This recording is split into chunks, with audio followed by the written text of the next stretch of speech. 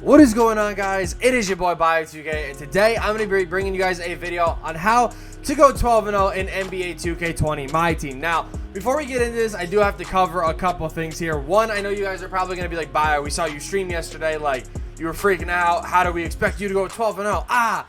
You guys know I can go 12-0 very easily. It's not really all that hard in this game. However, it is very stressful, and before anybody asks me, do I think it is worth going 12-0? No. So if you guys are looking to pay for it, if you guys are whatever, you know, do what you got to do. I, in my opinion, do not think it's worth it. Malone is just a downgraded version of Bill Russell, and there's plenty of other cards that can kind of compare to what they both are. So I don't really think it's worth it. You guys, if you guys, you know, feel inclined to go, this is what this video is for.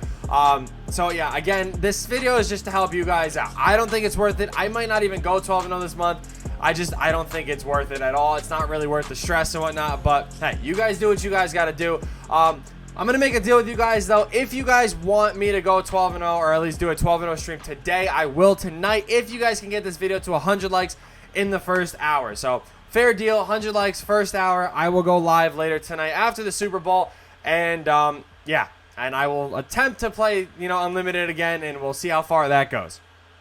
So third and final thing here, comment question of the day. Let me know who you guys think is going to be winning the Super Bowl down below in the comments. I'm interested to see who you guys think is going to win. So enough yapping though. I was thinking about two different ways of how I wanted to do this. I could do this, you know, with my opals and stuff like that. You know, I could be bringing in Penny, Brandon Roy, Dominique, you know, D-Rob, all sorts of stuff. I don't want to do that because I think, you know, me bringing in a God Squad out here and being like, oh, look, I can win with a God Squad. I don't really think that's going to help you guys out. I think more showing you guys how to win with more of a downgraded budget team will help you guys out a little bit more. Well, this is the budget team that I'm actually going to be putting together for you guys here. Now, every one of these cards is relatively cheap. Like, you know, Oladipo's cheap, Marcus Smart is cheap, Buddy Hield, Granger, Josh Smith, Marc Gasol. They're all, you know, pretty much cheap. Giannis, obviously, is the only one that I don't expect a lot of you guys to have. However, if you have the Diamond Giannis, it's realistically the same thing, just without Quick Draw.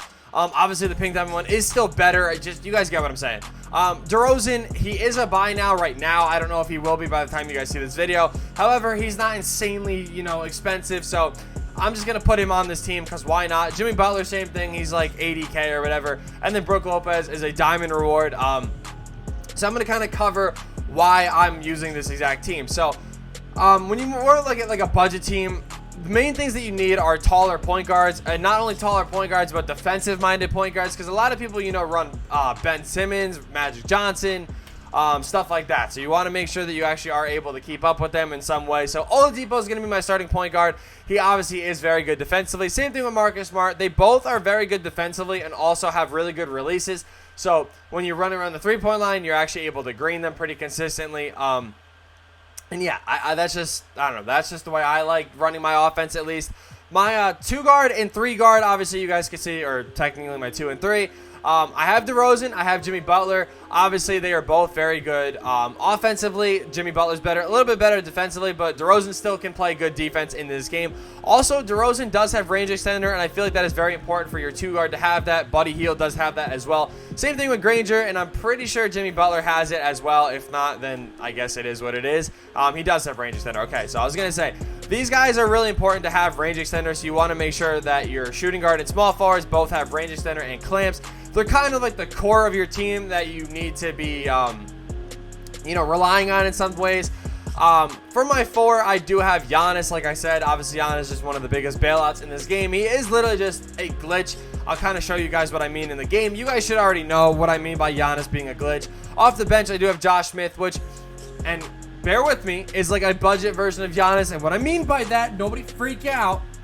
He gets glitchy, and he can also green threes very consistently. So that's all I mean by that. Giannis is obviously a hell of a lot more glitchy and a hell of a lot better in this game, but not everybody's going to have Giannis. So bear with me on that one. Brook Lopez is a good rim protecting center. Obviously, there's a lot of better options in this game. Like, I was looking at the centers that I had. Obviously, D-Rob and Bill Russell. But outside of him, George Mikan, you know, Joel Embiid, I have Cat, you know, Miles Turner, even DeAndre Ayton as a diamond is very good. Bam Adebayo, a lot of good options. But I'm going to go with Brook Lopez. I do feel like having, obviously, you need all your guys to shoot is very important. But the thing that makes Brook Lopez stand out is he does have Hall of Fame ranging center with a really nice release. So I do recommend using him if you guys do have him. So he can play defense and also knock down a lot of good threes for you. And then off the bench, we do have Marc Gasol. Same sort of thing. He's a very good stretch big. He has like a 93-pointer, and he can rebound the ball very well, play really good defense. And again, he is a good stretch big for you. So that's just kind of why I built the team the way it is. For a playbook, the most important thing, in my opinion, is to know what kind of player you are. If you're an ISO player, the Bucks playbook is the best thing for you. It obviously has a 5-out play that I will show you guys. And yeah, it's just the main sort of offense in this game, unfortunately. I don't like doing it, but you really have to because there's no floor spacing any other way. If you guys are more of like a 3-point player or just, you know, running plays kind of player, the Portland Trailblazers current playbook is like a really good playbook for that. YBC has an ebook on that. You guys obviously know about that. And then scrolling all the way over, the 13 Miami Heat playbook also has a lot of good 3-point plays in it as well. HTB, I think, uses this one. So yeah, both of them have very good 3-point plays. So if you're more looking to, you know, get guys off of screens and stuff like that, this is the 13 playbook is probably the most similar thing to the Warriors freelance from last year. So yeah, like you guys obviously remember how good that was. And then my coach, I do use Nick Nurse. I think at this point in the year, everybody should have a good coach, so I'm going to keep him. He boosts everything that is important, in my opinion. He boosts shooting, he boosts ball handling, and he boosts defense. It's literally all you need. Like you can see for Oladipo, it boosts defense, it boosts shooting for the mid-range, close, and threes, ball handling, and layup. Obviously, some players will be different, but like for Jimmy Butler, it boosts rebounding, but he still gets a boost to threes and stuff like that. So definitely is important to have a guy like Nick Nurse as a coach. So yeah, this is the team we're going to be taking online, and yeah, let's see how this goes. One of the most important things I do feel like when you start the game is to pause the game. Obviously, go into your defensive settings. I always put this on tight, and then force direction middle. You guys asked me to release kind of like the sweat settings. I'm not going to do that yet, but I do put that on no help as well. And then when you come to the offensive settings here, freelance, I always put this on the Hawks 2018 and then play selection. I always go to pass and screen away. You're going to scroll all the way down here. I think I passed it. Yeah, Fist 64 5-out down is the best, you know, 5-out play in this game. And then most important thing I tell you guys all the time, make sure to turn adaptive coaching engine off. It basically will, you know, change your settings and stuff for you. And then this right here is the biggest preference. I talked about this in the video yesterday. Shooting with your meter on or off. If you shoot with it off, what's actually going to happen is you're going to be able to green a little bit more, but a lot of your shots will probably miss. If you leave it on, you'll make a little bit more of your shots, but you're not really going to be greening as much. So I'm using a budget team. I'm using players with releases that I don't know exactly, so I'm going to keep it on for now, but we'll see what happens. Let's go, Giannis. There we go. Again, one of the glitchiest players in this game. So, like I said, you want to set that to no threes. You want to set it to wall up, crash the glass, and play physical. That's really all you need to know on or for your defensive settings like that. It's going to help you actually step up on threes like that. Oh, my God, bro. We just got to be able to grab boards like that. Terrible shot. Let's go. Good rebounds right there. Now, when you go up against better teams, honestly, my biggest tip for you guys is honestly to play a little bit slower, because I feel like players with a lot better teams, they actually want you to play faster. They want to kind of play, or they want you to kind of play towards their play style, and I always try to make people feel uncomfortable. That is what you have to do when playing this game, honestly. It's the most important thing. So he's going to actually play off ball and not going to be very good at it. So we're going to be taking advantage of that. If you want to know how to set up all this stuff right here, it's right on the D-pad, and then you're just going to obviously do everything and adjust everything to what screen it's on. You know what I mean? Like you just scroll through using, you know, the triggers and stuff like that. So yeah, that's just gonna be how you do all of that. So we're gonna play better deep. My man's just reaching out here. It's all good though. It's kind of helping me explain stuff a little bit better. So every play down the floor, if I'm just gonna be completely honest with you guys, you want to be calling this like ISO 5 out here. The reason why is because it's gonna help you actually set up your floor spacing. And right there, even though we do set that up, you guys can see there's absolutely no floor spacing in this game. I'm not going to turn this into a complaining video. I'm really not. I'm just going to show you guys, you know, what happens and when it happens. That's the best thing I could do, and show you guys, you know, what you're going to be going up against here. So, again, same sort of thing. We're going to be calling this pick from Brook Lopez all game. Let's go, Brook, wide open, easy green bean. There we go. Again, that is why I like Brook Lopez. He has a really solid release that actually will help you get a lot of you know, easy threes and actually knocking down most of them, like I said, because him having a good release actually helps out a lot. I don't know why, man. Like, why can't you just stay where you are? You're wide open. I don't understand. Let's go. Good backdoor cut. That is a really important thing, actually, on how to beat off-ballers in this game, is telling your players to cut a lot. I actually haven't even set up my freelance, which actually is a big deal. I'm not going to lie. I'm already kind of getting a little tense, but I'm going to try to stay focused for you guys because I know that is the biggest thing. This game, like I said, it's very frustrating, and honestly, there's not a lot of skill involved to this game anymore. Really what this is, if you guys want my, real opinions on this, is just rim running and kind of hoping for the best. That's really what this game is. The more terrible shots you take, the more likely you will get bailed out, and unfortunately, that is just the way that this game is. You just have to kind of adjust to it. There's really nothing else that can be said. A lot of people are on these same screens and stuff like that. You just got to be able to switch on it properly. That's good defense right there. I really thought that was just going to roll in. Perfect defense again. There we go. Stick with him. We're going to find Oladipo. Easy wide open three ball. Unfortunately, we don't get to make that, but look, where he's going to get, he's going to be wide open again. Never mind. All right, let's just set this right back up. Easy offense. Like I said, you kind of have to call for a pick and roll every time down the floor. It is what it is. Let's go. He's going to play bad defense, leave me wide open. Fortunately, we didn't get the shot meter on that one just because it was a little bit late, but hey, it was a good shot. Nothing else I could really say about it. Let's go. Good defense again from Oladipo. Let's go. My opponent is not the best as well, and like I said, that is what you're going to be going up against 9 times out of 10, is he leaves me wide open for a mid-range. Like I said, man, fortunately, you're just going to be missing a lot more of your shots. I don't know what it is, man. They changed something about this game, and that's just the way it is. As promised, I'm going to stay focused for you guys. So if you guys don't see a lot of that first quarter, you obviously can tell why. So right there, again, fist 64, 5 out, down. That is like the best play for 5 outing. It gets you basically a wide open dunk every single time. Unfortunately, nobody on my team is playing defense this game. I don't know what it is. You guys obviously know. Oladipo has clamps. A lot of these guys have, clamps. So why they're not really playing defense, I don't know. Again, with the lack of floor spacing in this game is incredible. We're going to get wide open. Jimmy Butler knocks it down. Like I said, if I had the meter off right there and I didn't green that was probably not going to go in. So I'm actually going to leave him open with Giannis. He has yet to time a release. He's yet to time a release well at all this game. So we're going to just keep leaving him open.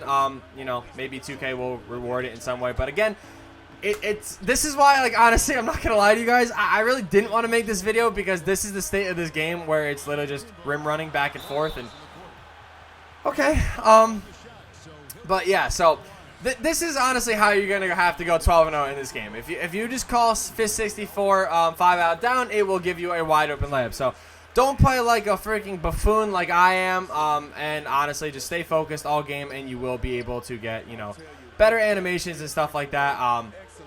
Like I said, if you guys don't know how to make people like cut like that, it's just holding triangle and pointing to the player that you want. Yeah, like I'm not even choking. Like you guys can see, like nobody on my team is playing defense this game. It's just they broke it. So I don't really recommend this anymore as much as I used to. I am gonna go into a zone here.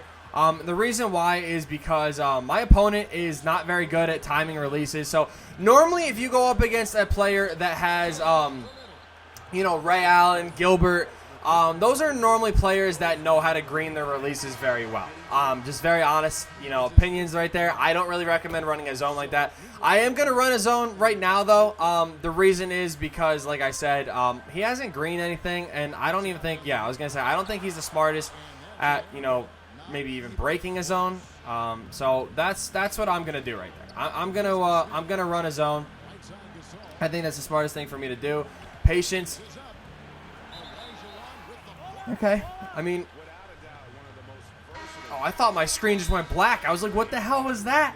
But just honestly, biggest tip I can give you guys for going 12-0 and playing unlimited: stay calm, stay relaxed. This game's going to piss you off, like you guys saw right there. I did a good move, got myself wide open, and unfortunately, that was the animation we were given. Let's go, buddy. There we go. Nice little way to read the inbound play. I'll take it. He does have T-Mac coming in off his bench now, so again, we're just going to kind of watch out for these cross-court passes because I really don't think he knows how to break anything very seriously.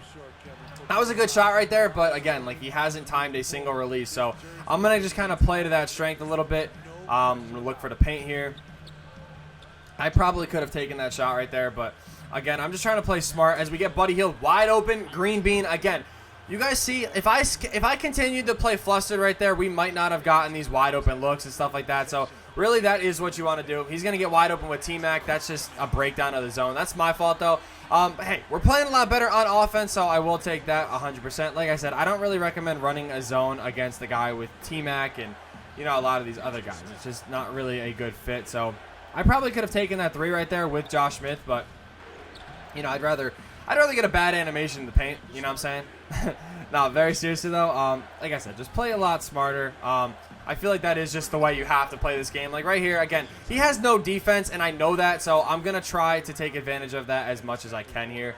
It's literally just going to be dependent on just kind of the animations that we get throughout this game. Good defense. Oh, okay.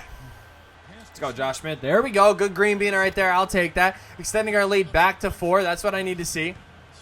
Honestly, we're playing very good, aside from the fact that nobody wants to play defense. I mean, it's okay. That's fine. I'm good. I mean, I don't know. Maybe I just have it on the wrong setting or something. Josh Smith wide open again. I'll take that. Good green bean.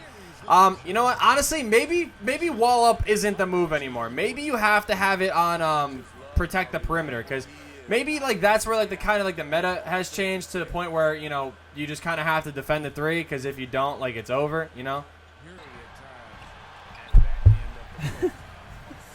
Okay.